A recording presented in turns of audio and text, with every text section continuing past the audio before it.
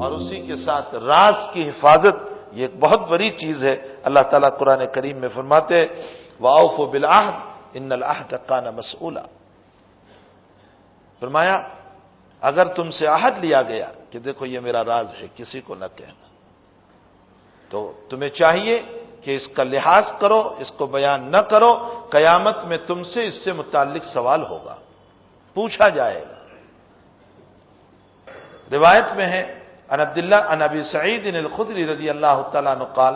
قال رسول اللہ صلی اللہ علیہ وسلم ان من اشر الناس عند اللہ منزلة یوم القیامہ الرجل یفضی الی المرأة وتفضی الیہ ثم ینشر سرها، رواہ مسلم۔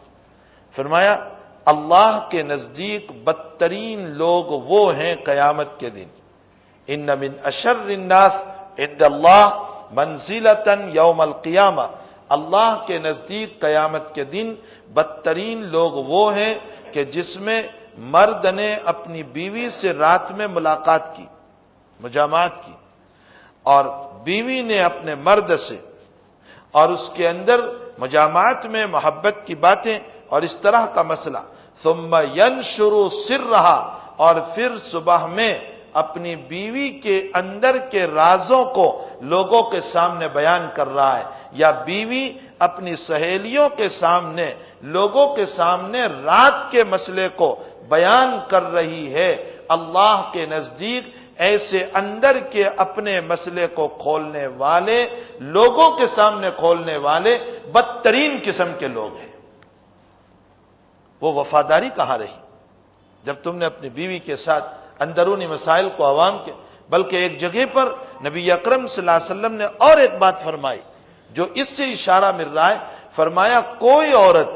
اپنی سہیلی کو دیکھ کر اس کی تعریف اپنے شوہر کے سامنے نہ کرے۔ جس بیوی نے اپنی سہیلی کی تعریف اور اس کی رازوں کی باتوں کو اپنے شوہر کے سامنے کیا، وہ عورت اپنا مکان خود توڑ رہی ہے۔ اس لیے کہ شوہر کا ذہن اگر منتقل ہو گیا اس عورت کی طرف، اس کی سہیلی کی طرف، تو نتیجہ یہ نکلے گا کہ اس سے محبت ٹوٹے گی، اور اس کی توجہ اور اس کا دھیان اس اجنبی عورت کی طرف چلا جائے گا جس کی تعریف کی گئی، جس کے اندر کی باتوں کو کھولی گئی۔ اللہ کے اسی لیے فقہ نے مسئلہ لکھا ہے کہ اجنبی عورت نے کسی جگہ کھانا کھایا اور وہ کھانا بچا ہوا ہے، یا اجنبی مرد نے کھانا کھایا اور وہ کھانا بچا ہوا ہے تھوڑا سا، اگر دوسرا کھانا موجود ہو تو اجنبی مرد، اجنبی عورت کا، اجنبی عورت اجنبی مرد کا وہ تھوڑا سا بچا ہوا کھانا نہ کھائیں۔ بہت ممکن ہے کہ کھاتے ہوئے اگر ذہن اس کی طرف چلا گیا تو ذہنی زنا میں مبتلا ہو جائے گا۔ شریعت مطہرہ جو ہے ہماری بہت گہری شریعت ہے، یہ بہت ڈیپ لیے ہوئے ہیں۔ اللہ کے نبی کی باتیں جو ہے نا